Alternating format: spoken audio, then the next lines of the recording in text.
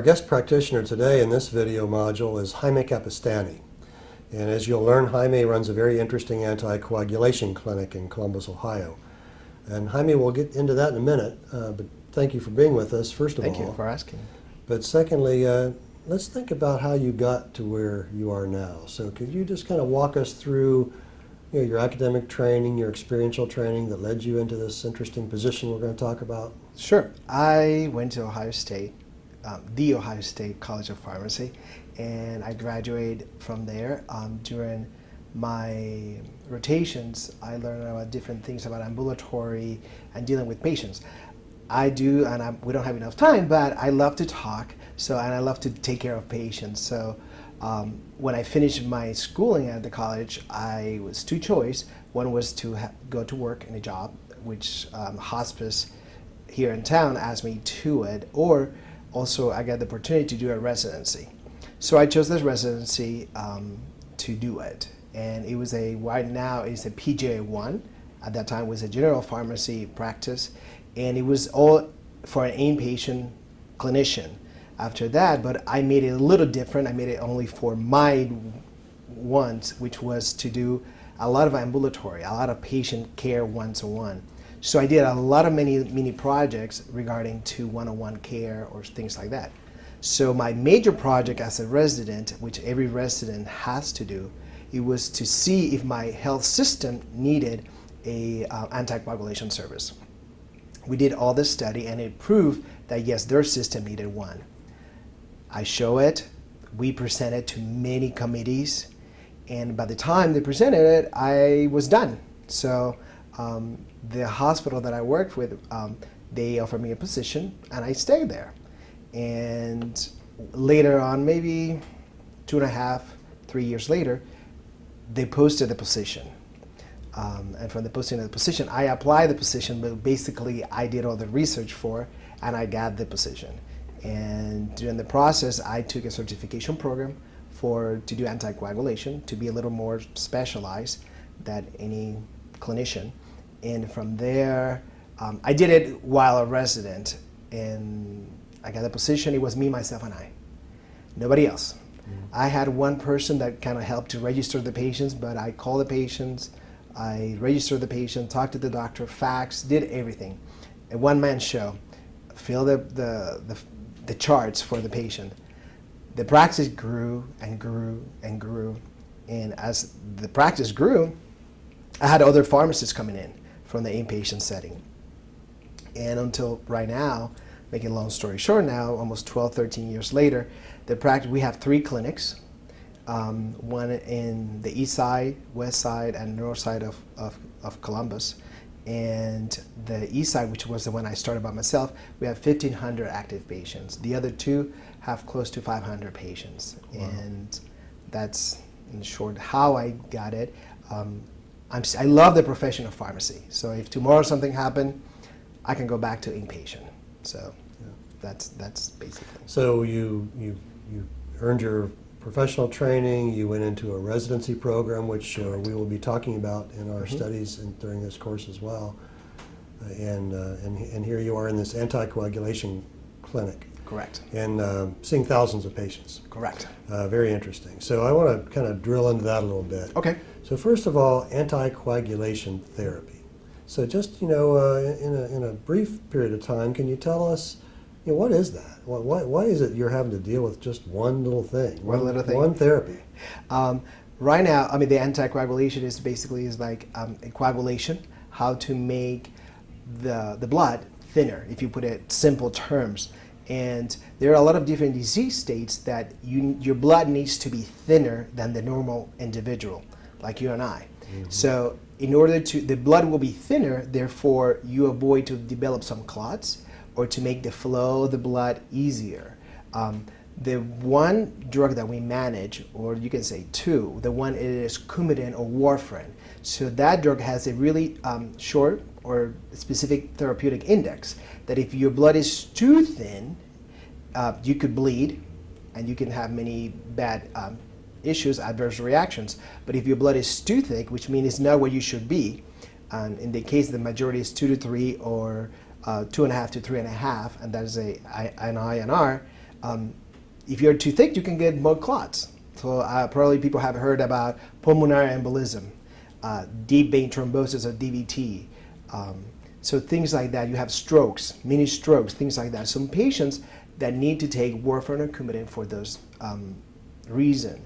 I know there are new agents coming out in the market that they're anticoagulants, and you don't need to be monitored by a value, a blood work value, but you still need to be educated, need to be watched, because things could happen that the side effects that warfarin has, they could get some of those. So we have a drug to keep our blood from clotting as easily. Correct. So this is an anticoagulant. The blood won't coagulate. Correct. We hear people say about thinning the blood. Correct. And it's a dangerous drug. Really, it requires careful monitoring, and that's what you're doing. That's right. We try to keep our patients to be safe, and the efficacy of the drug to be working perfectly, and for them to live a normal life, which you can do if you follow certain parameters and things. Yeah.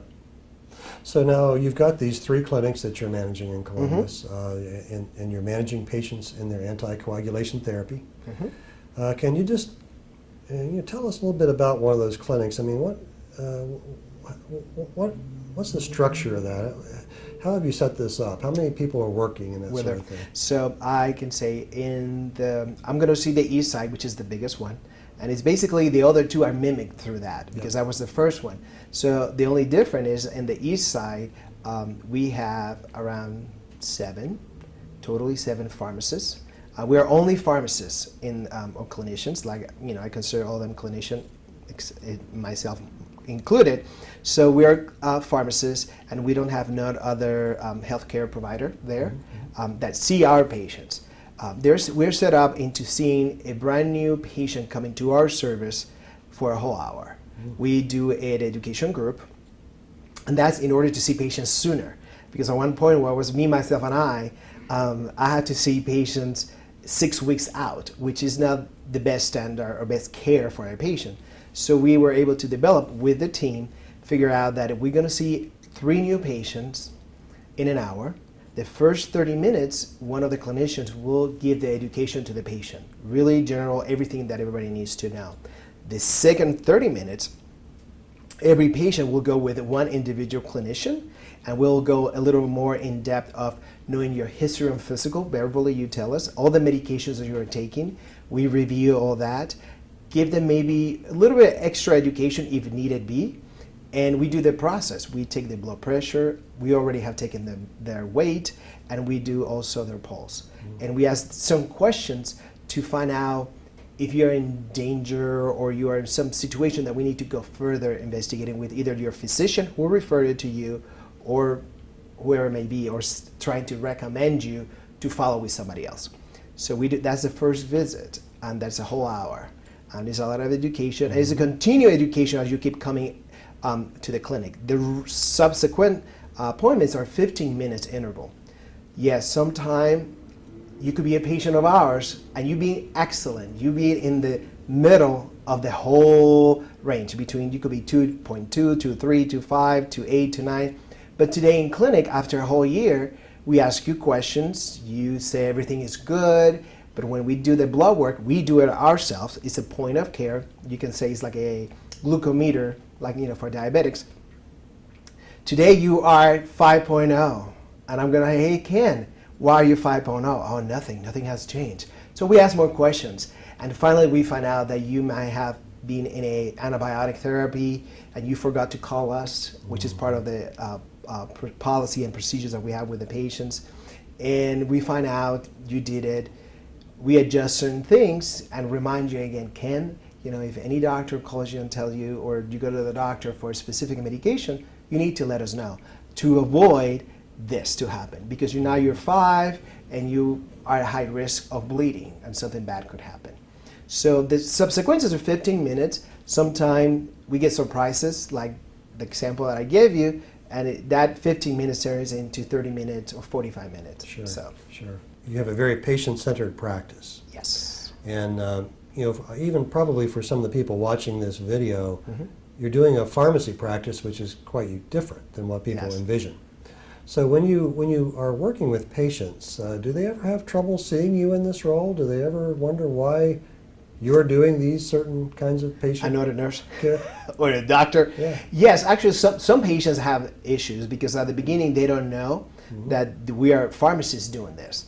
And they're like, you're a pharmacist? And some of the things, because we have our white coats, like you might see people in any ambulatory community setting, like, Kroger's, Walmart, whatever, and they think, oh, you're a doctor. And we say, no, we're not a doctor. We are a pharmacist. Oh, you're a pharmacist? But no, a pharmacist cannot do that. Pharmacists only count pills.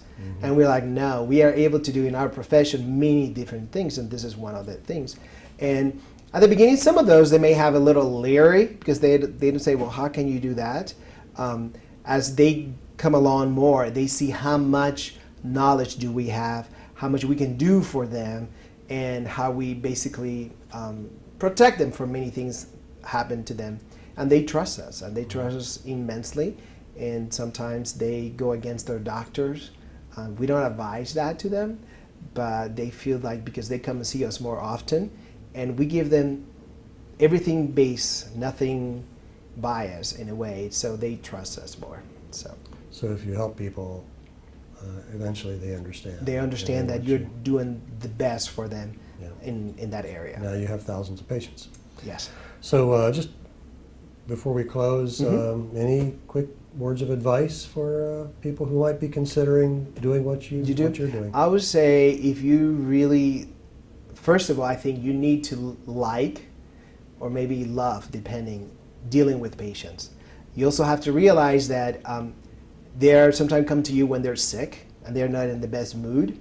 So don't take it personally. Sometimes, truly, has been times that I take it personally, but that they may not mean it. But you need to like to deal with patients and to deal with sick people and to be understanding of that. They at times might challenge your patience because you're trying to help them and they keep doing not the best thing for the health. But even at that cases, you have to deliver the best care you can give to that person. Doesn't matter if you're rich, poor, middle class, white collar, doesn't matter. You need to give, if you love what you do, and personally I do, and the clinicians that they're under my supervision, they love to see patients, and that's what you have to remember. It is not to be saying, oh, I'm almost like a physician or anything like that. That comes, but you shouldn't be your first thing you're gonna do, and that you're gonna help people to feel better. So you gotta love what you do, and you gotta be patient with your patients. I like yes. that. Yes. Well, Jaime, you got a fantastic practice. Thank you. I know you help people. Good luck in your future as you move on. Thanks for being with us. Well, thank you. Thank you for asking me. Good luck to you.